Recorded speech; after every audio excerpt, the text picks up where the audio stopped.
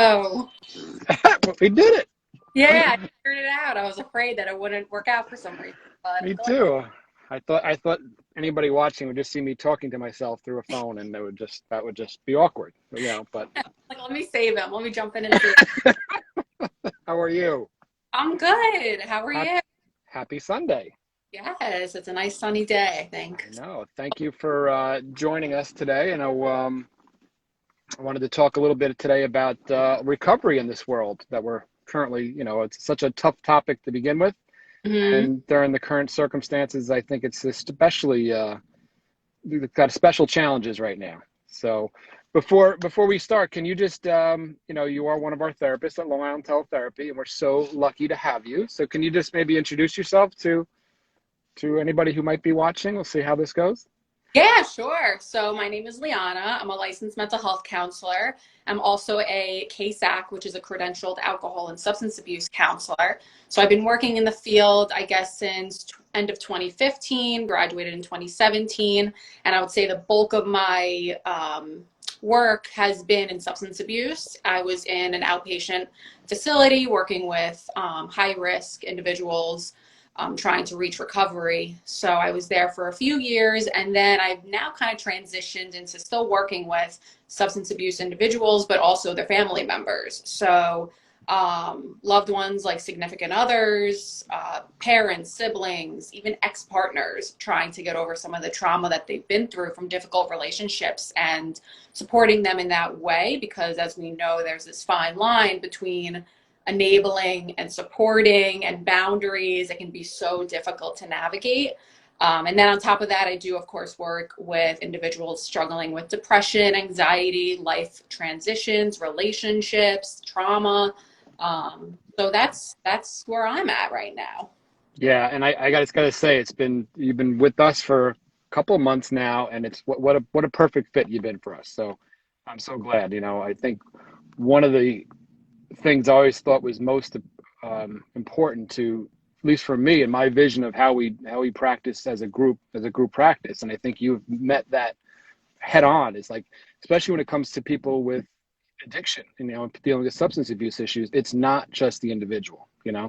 So when we've had a couple of situations where we've done that, where one of us is working with the individual, and maybe you're working with the family, or you're working with the individual, and someone else is working with the family, and to really kind of get it from both sides, because you said it so well. Like, the families need this support. It's having someone who's struggling like this. It breaks their heart, and there's nothing more stressful and difficult and traumatic at times to watch someone you love struggle with an addiction.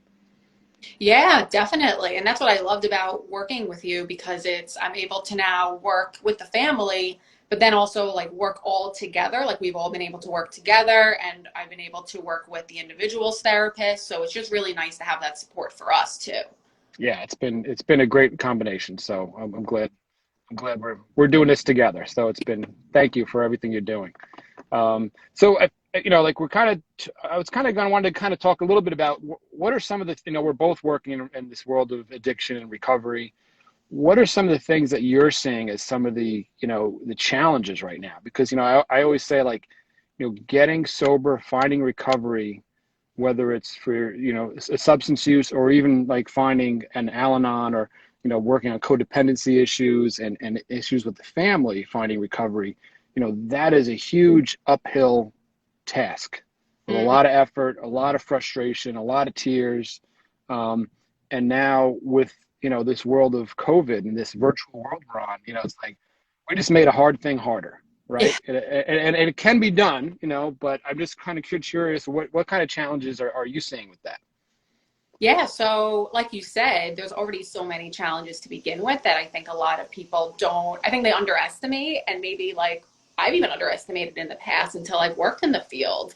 So just getting started, if someone were to go into recovery and they want to, let's say, go to an inpatient rehab, well, is that insurance going to cover it? It's going to cover it for 28 days. I've seen so many people come back after 14, 7, and it's really, right? Like, especially for not only in the individual, but for their family member who's so excited to get them to go to treatment, right? Let's try something new.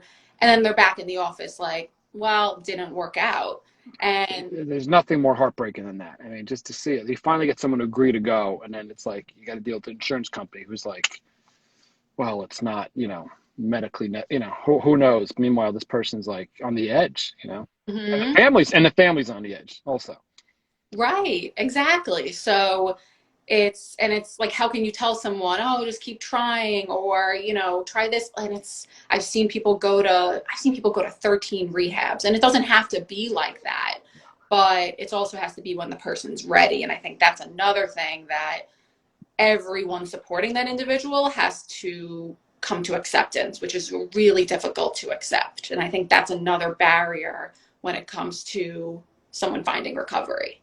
Well, I mean, that's in the 12 steps. That's the first step, right? Is Mhm. coming to acceptance, admitting that there is a problem, and not only from the individual, but for the family. And how do we do it? How do we go forward? And then when you make that step to like, all right, so get someone willing to go to inpatient or to get help, and then you got this like insurance hurdle in front of you. It's like, oh, it's devastating, It you really know?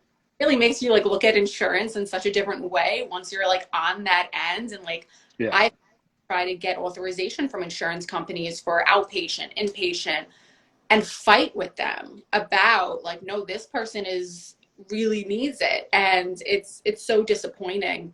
um and I would say another big hurdle is, like you were saying about the 12 steps, a lot of people are turned off by the 12 steps, right? Like, it's kind of, when you don't know about something, we kind of form this assumption about it.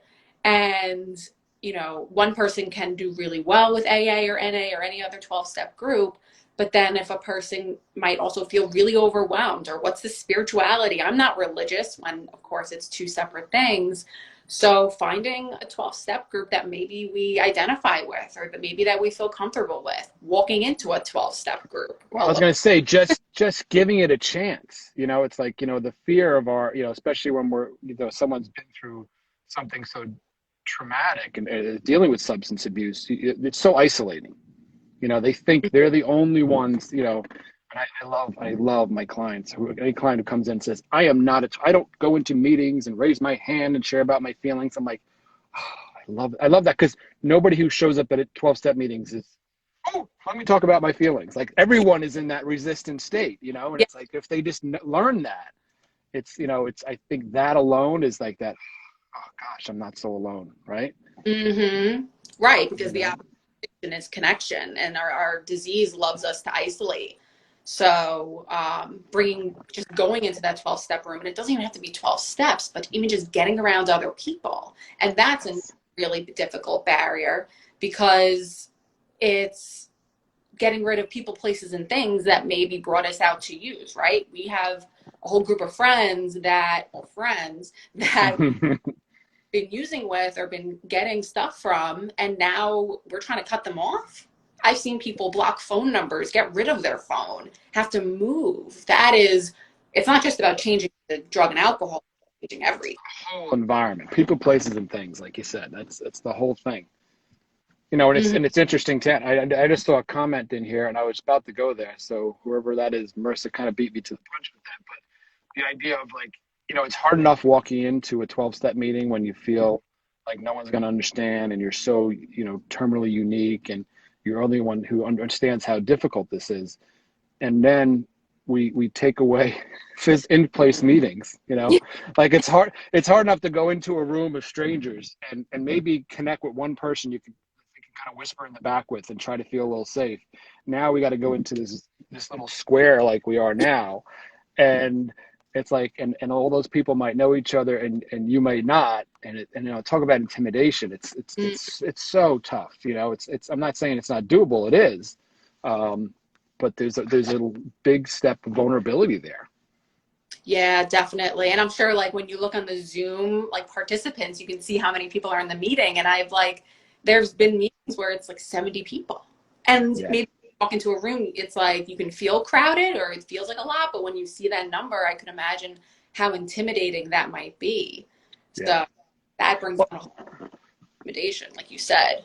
yeah. That's the one advantage, I've been trying to, people who are new in recovery that I've talked to during this time is, It's like you can almost, and I've told them to do this, to go into them. Sometimes we go with new people go into a meeting and not say anything, sit in the back, not talk to anyone, hide off, and just to kind of take it in. Like, and if you're, a lot of people are intimidated to walk into that group. So in a Zoom room, like it really, like you can just go and listen. And there's so much that an individual can gain just by listening to other people's experiences. That they are not alone with their thoughts. They are not alone with the pressure they're under. They're not alone with the struggle to I don't want to share at meetings and I don't want to go to like just to listen to that, it kind of, it starts chipping away at that, terminal uniqueness, right? Yes, I've played that with so many people. I'm like, hey, listen, you're on Zoom now. This is I know, just sneak in there, right? log in there, turn your camera off. No one will even know you're there. It's like, and they're like, oh, I guess you're right. And it's kind of like the perfect segue for people who, whether have like social anxiety or like don't know anyone to go into the meeting with, it is a big pro of these Zoom meetings. Yeah. So, it's like it's looking for that twist on everything, because the disease is always going to try to find some way to keep someone out of Yes. whether it's meetings or an intensive outpatient or so there's always a way to the disease is always looking for an excuse or a rationalization to not get help. So Yeah, like I got it, I can do this. And one thing I was thinking about that kind of falls into what we're going through now with the pandemic is that it's not about initiating recovery, it's also about maintaining that recovery. So when life throws at us relationships, breakups, right? And now we're sober, or family situations where now we have to create boundaries where maybe in the past we were like that black sheep, kind of walking on eggshells and feeling guilty for things we've done. And now we have to set boundaries with people and speak up. And it's how do we navigate those life situations without turning to drugs and alcohol, where maybe we've self medicated. And in addition to just life situations, but also like mental health diagnoses. How many people are suffering not just from addiction? Most of the time, it's something else: depression, anxiety, bipolar. And it's about talking about those things and also or trauma, all sorts of yeah, exactly. So it's like, how do I navigate that without turning to drugs and alcohol? absolutely. I think that's one of, they say it in 12-step meetings all the time. You take away the alcohol now, that's just the beginning. Yeah. Now we have to get to what was there, which is usually, like you said, anxiety, depression, unhappiness in relationships, some type of trauma in the past, a whole host of things, so it's such the beginning. And I think I find another challenge is that so many people think that they're the only ones, I've said it before, it's like, but no Hmm. one else thinks like that. I love seeing someone go to a meeting or even to a support group like an IOP and say, so and so said exactly what I didn't think anyone else thought that way. And like that's like, yes, that's chipping into that denial. Exactly. And that is such makes such a big difference. Even if like I've when people have struggled with even going to meetings, said like listen to this podcast, because there are so many podcasts out there that are targeted to self-help meetings. So it would be speakers, like speaker meetings on tape. And so just for them to hear their story or pieces of their story and someone else, it's just that little step that we can take to recognize that we're not alone and kind of breaking away that shame. That's such a great, I never thought about that, but that's such a great tool. Like if someone, like we're trying to convince someone to go in a meeting and just be quiet, like, Hmm. pick up a podcast. There's people talking about recovery or like speaker meetings and stuff like that. Like that's, I haven't really used, I guess I'm still getting used to this technology. I have access to all this information, but I love that idea. I think that's fantastic. Yeah, it's just like that little insight, whether it's like reading a book or reading an article, or now that there are so many movies that come out now that depict stories of people struggling with addiction and like seeing themselves or pictures of themselves. It's just getting out of our little isolation bubble. Yeah. Do you feel like, 'cause I think I've seen over the last couple of years, it's like almost becoming more, there was so much shame attached to addiction. Like I think now with this opioid epidemic where we have so many people dying and, especially right now during COVID, there's so many overdoses and relapses are going up. It's almost there's that a little shift in our, I feel like in our culture of just a little bit more accepting, like, of people with addiction that this is mental health disorder just like everything else, you know, and you see it in some of these cultural things like movies. Right. Yeah, I think definitely a part of us have normalized what has been going on because of COVID. Like, hearing, oh, rates of domestic violence has gone up. And on one end, we can say, well, that makes sense. But on the other hand, like, that's not okay. Like, we have to do something about that. And like you said, the rates of relapse and overdoses, it just shows how isolation and not trying something new and not taking suggestions or recommendations from other people can take us out just as quickly as we got into recovery. So, I mean, it really shows how just everything that COVID has brought us can be such a trigger for not even just for addiction, but for really any other mental health concern. Absolutely. I mean, and I think too, it's, you know, even people who have been sober a while, right? You know, what do we know about recovery? Is one of the key elements of recovery is staying connected with people, you know, having, I call it staying in the herd. You know, if you're in a herd of gazelles, the lion's not going to pick you off. But if you drift away from the herd, that's where you're going to get picked off, right? But even people who've been around a long time in recovery, you know, they have their herd, they're in it. And now during this time, there's been so much isolation that we Mm, really, you know, it's like, how do we, you know, what do we need to do to rethink about recovery? How do we kind of, you know, stay humble, and how do we look at it differently to make sure they're getting what they wanted? Because a lot of the tools have been ripped away, you know, in-person meetings, and, you know, how do we recreate finding a recovery that works for them? You seen yeah, that? yeah, exactly. Especially people who've been sober for like 40 years, right? And now they've gone to their routine, everything's pretty much the same, and we've kind of not got this, but kind of getting a little comfortable. And then this huge wave, this pandemic has flown in, and everything is just jumbled all together. And that's why I've kind of worked with people to like reshift our mindset to the benefits of some of these meetings, the ability to go on Zoom meetings from across the country and meet people, not just from your little bubble anymore, right? Like we're not in Nassau or Suffolk County or the Yeah, city or whatever it yeah. is. I can now meet someone from California and build a deep, strong connection with them. I find it can be such a gift if we become open to it, right? If we're open minded to it and willing. And it's, you know, again, I've always said that even when people before COVID, someone who's been in recovery a long time, is, you know, we're always, as human beings, and whether you're in recovery for addiction or any type of mental health, or just as human beings, we always have to keep kind of growing, you know. Mm-hmm. So like even this time is a time to, for anyone in recovery, it might be a time to kind of relook at how do I connect with people. So it may not be getting in the meetings, but it might be, you know, going for walks with people, you know, and getting out in the parks and doing things, or maybe jumping on different Zoom calls from AA meetings. Or, you know, I know so many people who are like, you know, there's a couple of meetings I heard in Nassau County that they're bringing speakers in for Ireland, you know, Wow. like how cool is that? Like, you know, like, and that, you know, it kind of reinvigorates recovery, Yeah. right? Definitely. Like I've heard of people trying hobbies that they've never done before, or finding a really great book, or people that they haven't talked to in years, and now they're finally connecting with them. So I think you're right. I think it's like this difficult thing and terrible thing that's happened to us, but it has kind of, I don't know, allowed us to take a different look at our lives and seen like, hey, maybe something has to change, or Yeah. maybe I need to become a little bit more open-minded to things I'm not so comfortable with.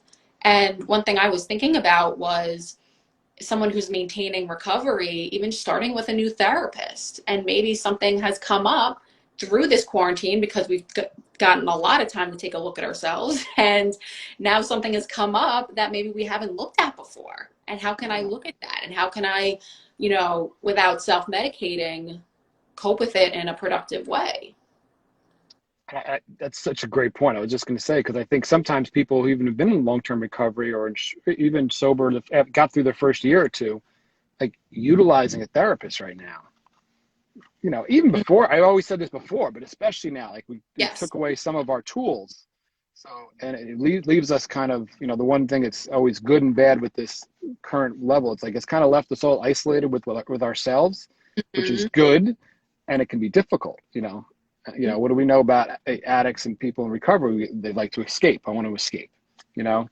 So they don't have the booze and alcohol, but something else. And you know, it's a good time to kind of address some of those things. That's where I think, you know, a good therapist. I know some people are very resistant in recovery to a counselor and that, but it's like a good therapist who knows about this world, could be so pivotal, so pivotal to get someone to that next level. How do I, like you said, mindset, how do I relook at my recovery and where I want to go and do it differently to get me to where I want to go, especially when we're stuck.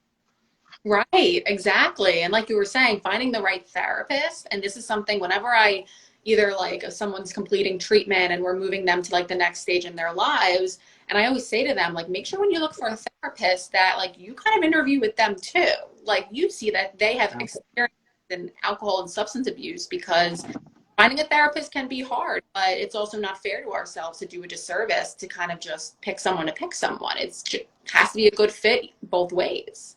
Absolutely. I say that to clients all the time. I'll call up and I'll refer them to you or to be like, but I could think that, you're the greatest, everyone's got to have a fit, right? Yeah. But especially this world in recovery, like if having that background of therapists who know recovery, who know addiction, who know the toll it takes on these families, right, is Mm. so key, because some don't, and which is okay because there's a lot of topics I would know nothing about, right?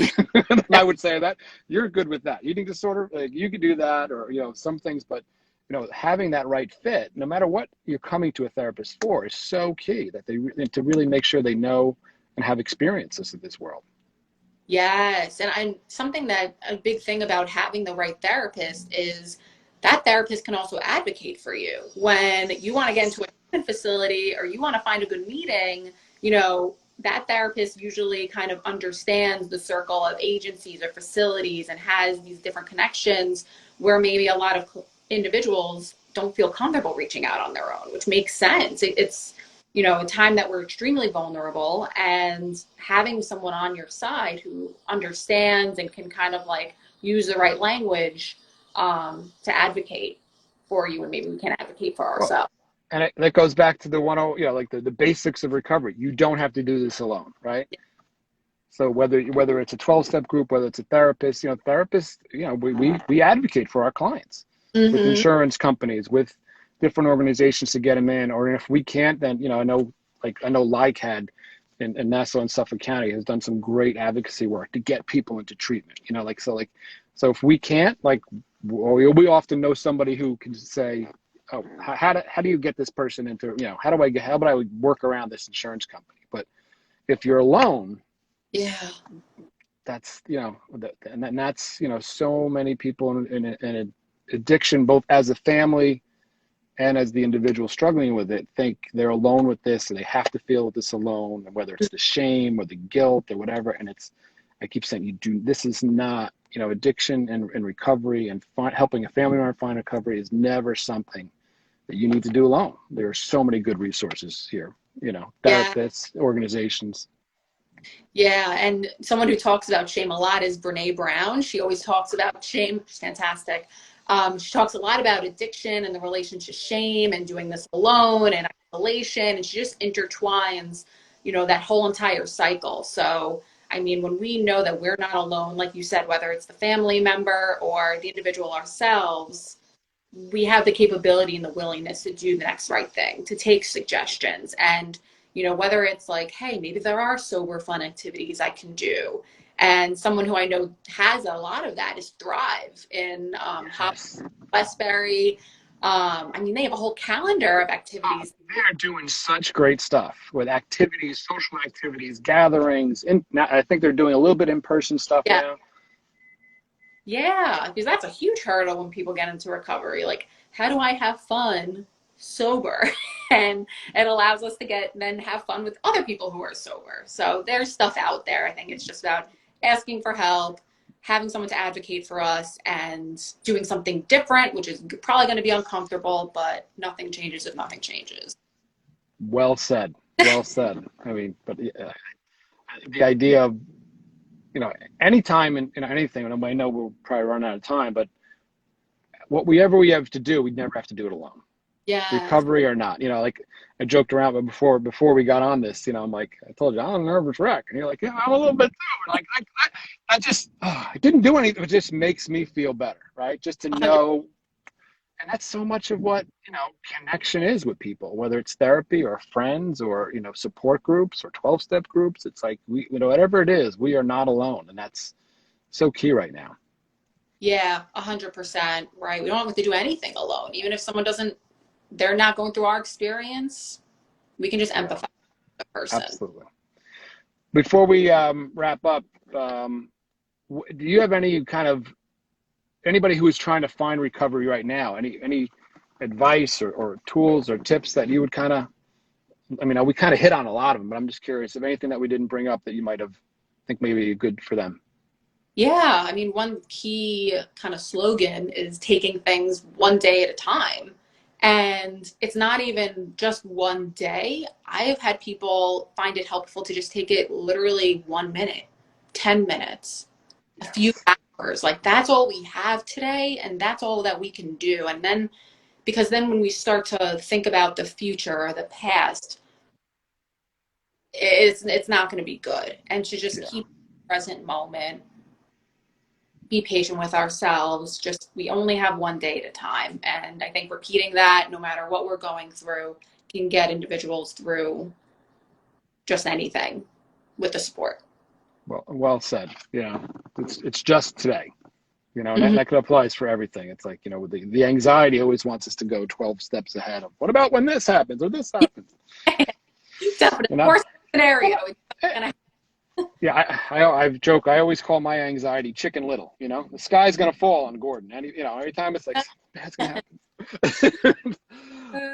And the other thing I would just recommend too is like and we've kind of hit over and over again, kind of mentioned that we don't have to do it alone, right? Like is and this kind of falls in a sentence and advice I give all the time because I saw it once on a bumper sticker and I keep repeating it, which is don't believe everything you think, right? Love.